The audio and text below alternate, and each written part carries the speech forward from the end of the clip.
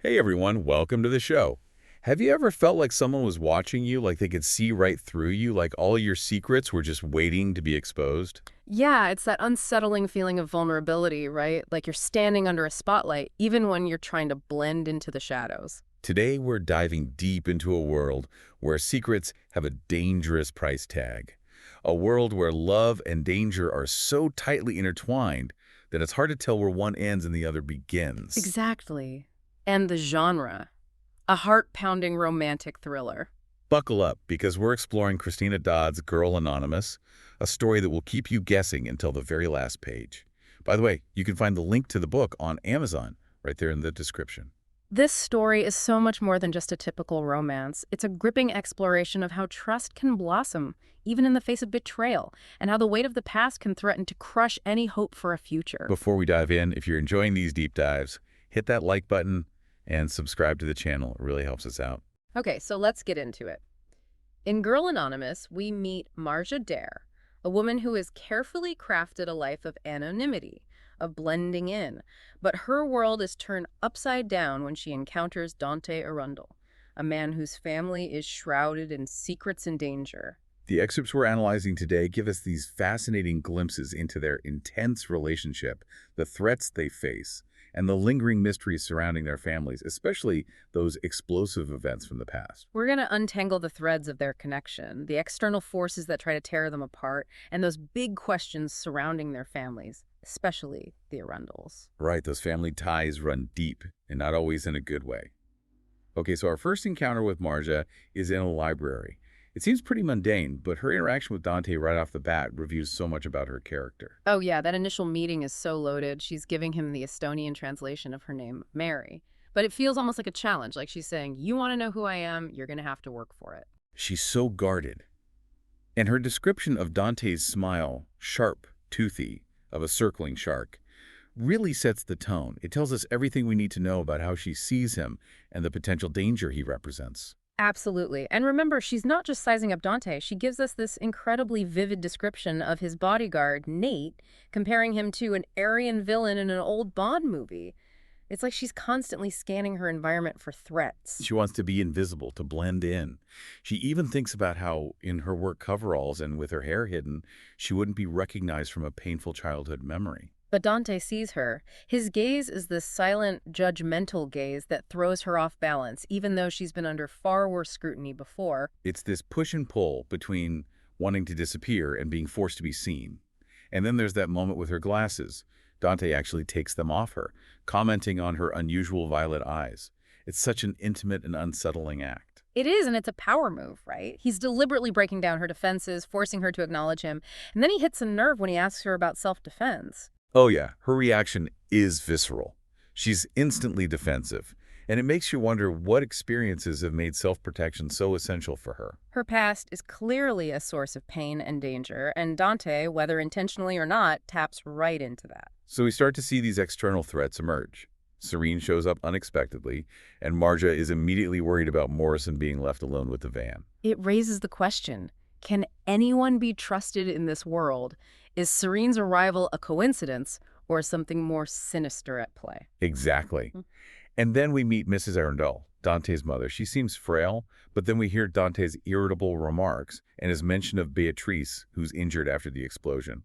It's like this family is a pressure cooker about to blow. Yeah, there's this simmering tension beneath the surface, and the way Dante handles La Bouteille de Flamme, that little Murano glass pitcher, is so telling. It's more than just an object to him. Oh, absolutely. His careful packing and those searching glances he keeps giving Marja when they talk about its special significance, it's like he suspects she knows more than she's letting on. It's a symbol, right, of their family's intertwined past, of the secrets and potentially the dangers that connect them. And then, boom, we learn about Brat Benoit Arundel, this notorious criminal figure in the Arundel's history, and the explosion that killed him and Marja's mother. It's like this sudden, tragic link between their families is revealed. That backstory is key. It explains the deep-rooted animosity, the suspicion, the reasons why they view each other with such distrust. And then there's the incident with Marja's glasses. Dante takes them, and Alex, Marge's close friend, reacts so strongly. It shows the depth of their bond and Alex's fierce loyalty. They're more than friends. They're family. They've created this tight-knit unit, this support system that's helped them through incredibly difficult times. Then chaos erupts. Another explosion, this time at the Arundel residence. Marge acts instinctively, trying to save Mrs. Arundel, which is huge given their history. And the aftermath is pure chaos, flashing cameras, Beatrice's screams. And in the middle of all this, Mrs. Arundel thanks Marja for saving her life. It's this unexpected moment of human connection amidst the wreckage and the animosity. So after all that trauma, we see a shift in the dynamic between Marja and Dante. He finds her at his condo, and she's clearly distraught. And then he does this incredibly tender thing. He washes her hair. It's like a reset button, a moment of vulnerability and care that cuts through the tension and suspicion. Our perception of Mrs. Arundel starts to change too. We learn she's not just frail, she's got this strong will. She inspires loyalty. She can even be ruthless when she needs to be. She's definitely not just a helpless old lady. And then things get really intense between Marja and Dante. The attraction is undeniable, almost primal. The descriptions are so vivid. Flames that kindled, a tangle of thorns, a thicket of passion. Marja is experiencing emotions and desires that are completely new to her, and it scares her. She's so used to being in control, but this is something she can't control. And Dante, to his credit, seems to sense her vulnerability. He gives her space, tells her she can say no at any point, but then he pulls back, says, I should never have come on to you. It's like he's wrestling with his own feelings, too.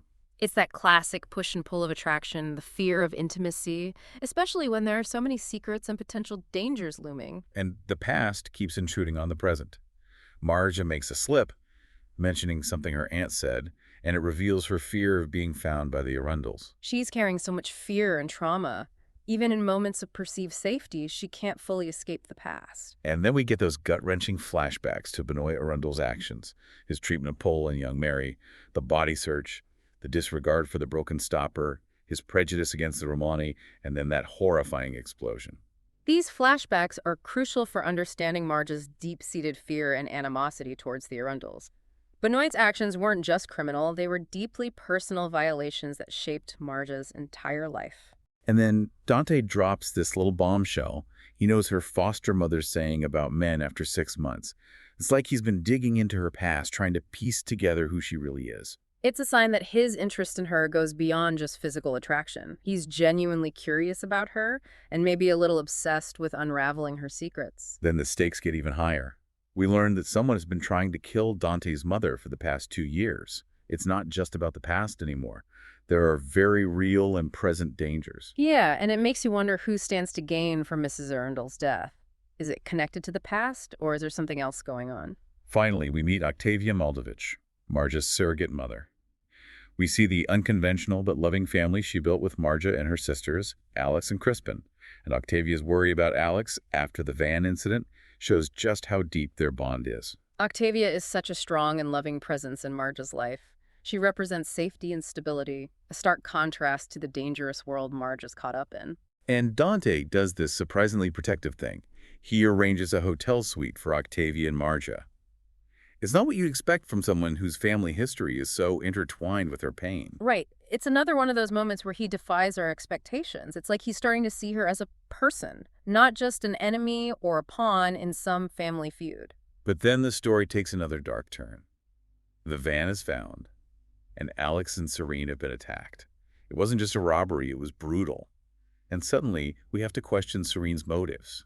That attack ramps up the tension and throws everything into question. Who can Marja trust? Is Serene a victim, or is she playing some kind of double game? Then we see St. Rhys come to Marge's defense when Dante starts hinting at accusations of theft. It shows the respect she's earned in her professional life, a stark contrast to the suspicion she faces because of her family history. It's like she's living in two worlds, one where she's respected for her work and another where she's judged and feared because of her past. Dante takes her to Oakland, to her old school. He's trying to understand her better, but maybe also assessing her, seeing if her past matches up with the secrets she's keeping. That trip is a turning point. It's like he's actively choosing to see her, to try to understand who she is beyond the family history and the accusations. And there's this poignant moment when they encounter Dante's unscarred cousin.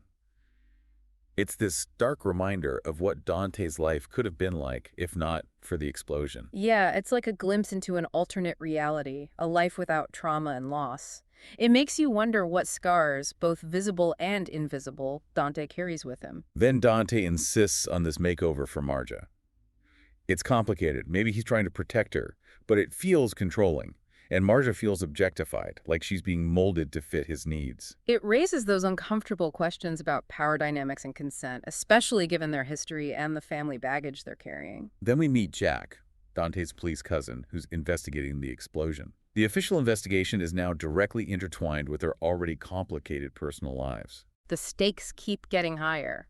Now, not only are there personal vendettas at play, but the legal system is involved. And the discovery that the van was found without the art, covered in Alex's blood, is chilling. It confirms that the stakes are incredibly high. This isn't just about family feuds or stolen art anymore, it's about survival. Right, and it reinforces that there are very powerful and very dangerous people involved, people who are willing to use violence to get what they want. Then bam.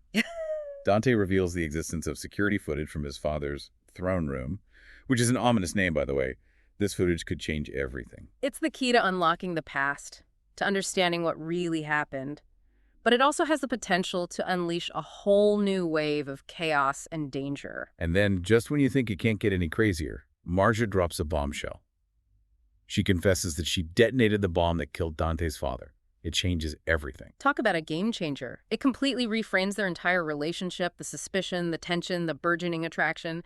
Now it's all tinged with this knowledge of a shared violent past. And Dante's reaction is just as explosive. He's stunned, but then he claims that Marja is pregnant with his child. She denies it, and they have this heated exchange about the old ways and the potential repercussions. It's like he's trying to bind them together, to create a future that's intertwined, even though their past is so deeply rooted in conflict and violence. We then move to Mrs. Arundel's funeral. The atmosphere is thick with tension, and Marja feels like prey. She sees the hostile stares of the Arundels and knows that to them, she's just Romani, dare, enemy, prey. It doesn't matter that she saved Mrs. Arundel's life. She's still an outsider, a threat, a reminder of their family's painful past. And then Tabitha, that temp from earlier, reveals Marge's identity. It's a seemingly small act, but it has huge consequences. Marge's carefully constructed anonymity is shattered. It shows how fragile her safety is, how easily her secrets can be exposed. And then Connor Arundel unleashes this tirade, blaming Marge's mother for Benoit's death and accusing her of wanting to steal the bottle. The Arundels have their own version of the past, and in their narrative, Marge's family are the villains. And that bottle, La Bouteille de Flamme, is clearly at the heart of the conflict, even though we don't fully understand its significance yet. And then when Marge returns home, there's this sense of unease, like she's being watched. Yeah. And she finds La Bouteille de Flamme planted in her drawer. It's a setup. It's a blatant attempt to frame her, to make her look guilty. And her decision to call Dante, despite everything, shows how desperate the situation is. Dante's first question is about the pregnancy. He's fixated on that. And then his reaction to the bottle, the glass is the blood of my blood. I know when it's near. It's almost mystical. It shows how deeply ingrained the bottle is in his family's identity, in their history. It's more than just an object to them. It's almost like a sacred relic. Then Marja does this incredibly brave thing. She reveals that she knows about the stopper that belongs to the bottle, and she retrieves the necklace. She's taking a huge risk, especially considering Dante's family history. She's not just reacting anymore, she's taking control. And by revealing her knowledge of the stopper, she's asserting her own connection to the bottle, to the history that binds them.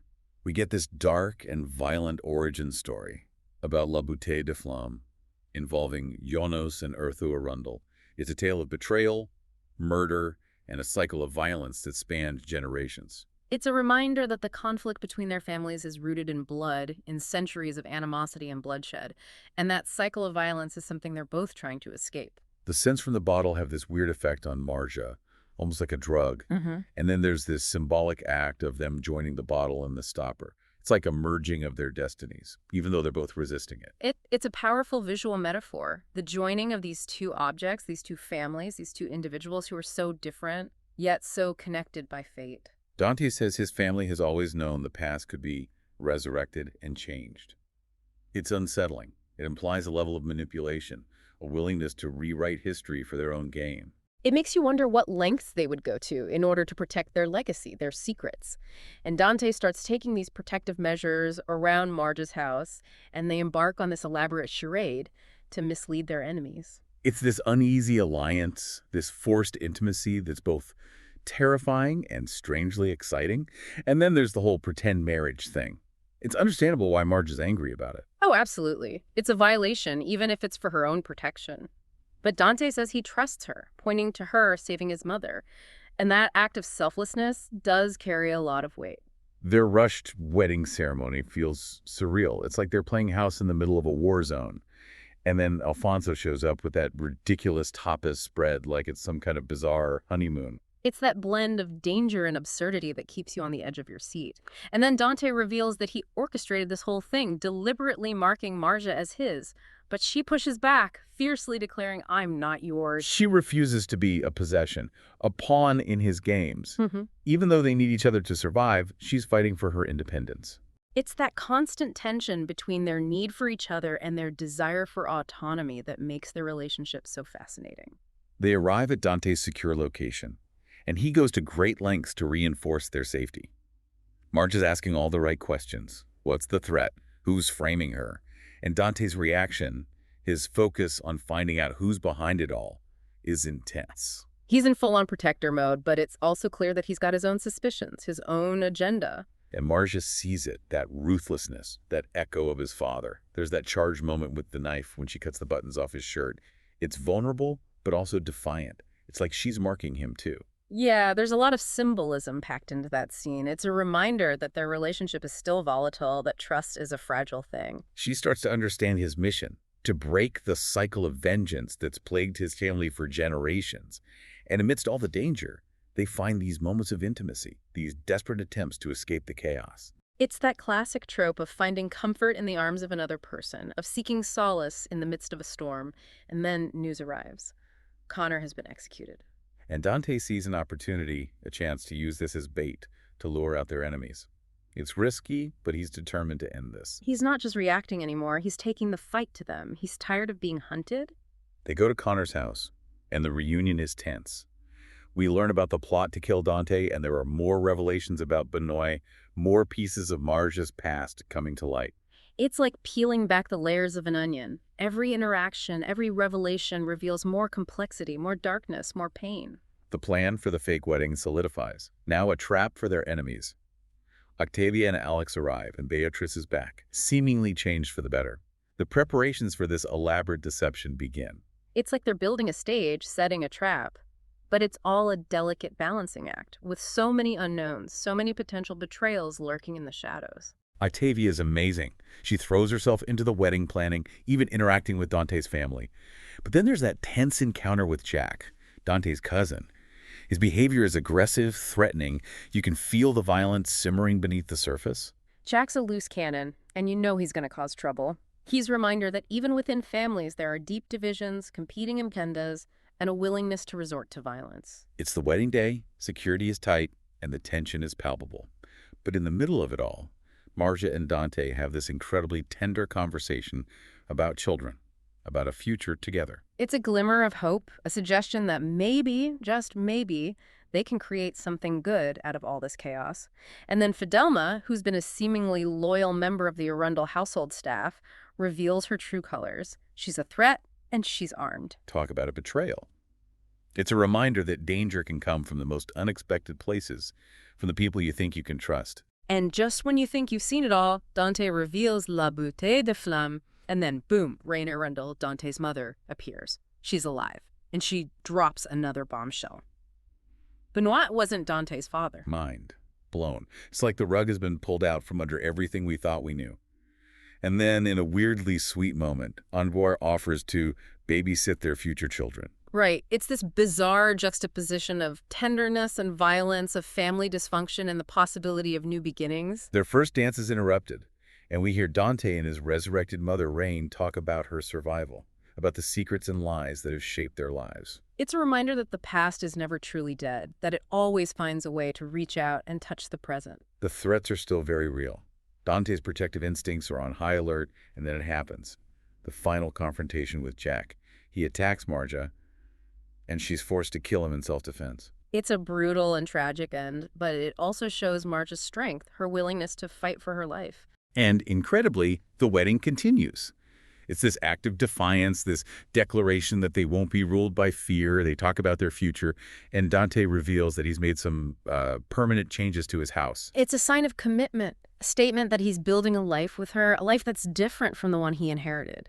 And the episode ends with a tender moment, with Dante teasing her about making love. So, to wrap up, this has been a wild ride. Marja and Dante's relationship is a whirlwind of passion, suspicion, and danger.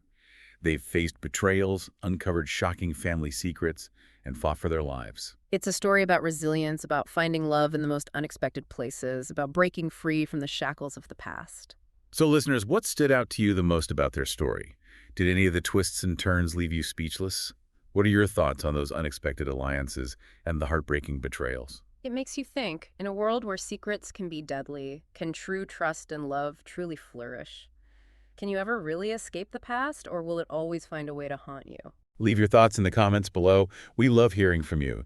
And don't forget to share your favorite moment from the episode. Thanks for joining us on this deep dive into Girl Anonymous. And remember, the link to the book is in the description if you want to experience this thrilling story for yourself. Until next time.